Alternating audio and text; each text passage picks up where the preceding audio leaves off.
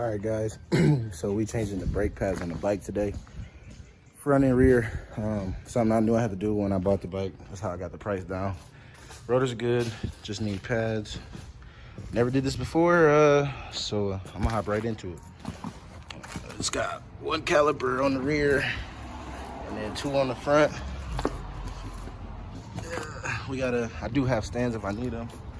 We got a 2000 GSXR 600 Cuzzo pulling up just in time to do some work. Let me know. So I'm thinking this is holding on the caliper and this is holding the pads in, I think. We shall see. All you need is a 12mm for these two bolts. And then they got brake pads on that side too? Yeah, heck yeah. Once you pop those two bolts out, just kind of gotta finagle it out of there.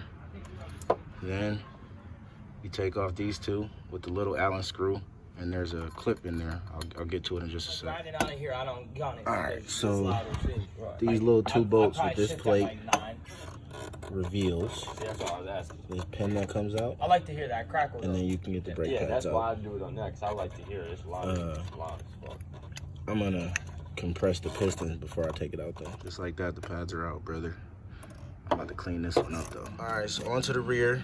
I think it's just these, because I was trying to take this off, but I didn't have to take that off for the front. The only reason I was trying to take it off is because of the 1000 video. But once I,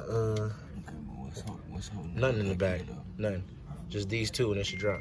All right, so pop this cap off the bottom, pull that pin out, pull your pads out. This was a little more difficult than the front. Monday. So January 3rd. Yeah. I'm trying to use this light to line up the hole. Damn.